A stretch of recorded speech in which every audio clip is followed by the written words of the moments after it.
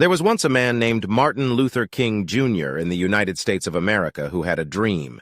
He envisioned a day when people would evaluate his 4 young children on the merits of their character rather than the color of their skin.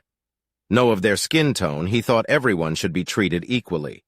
African Americans' rights were a cause that Martin Luther King Jr., a civil rights leader, battled for.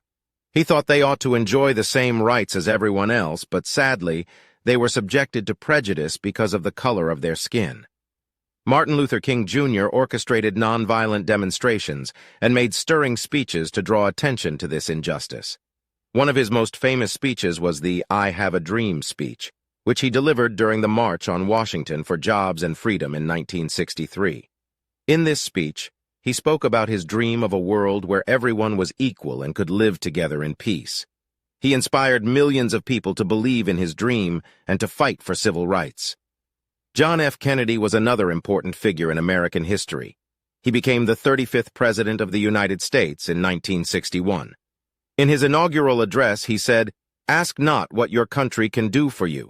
Ask what you can do for your country." He believed that everyone had a duty to serve their country and to work together to make it a better place. Edmund Burke was an 18th century British statesman who believed that it was important to speak out against injustice.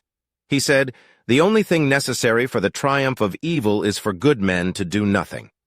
This quote reminds us that we all have a responsibility to stand up for what is right, even if it is not easy. These 3 historical figures may have lived in different times and places, but they all shared a common goal: to make the world a better place. They believed in the power of words and actions to bring about change.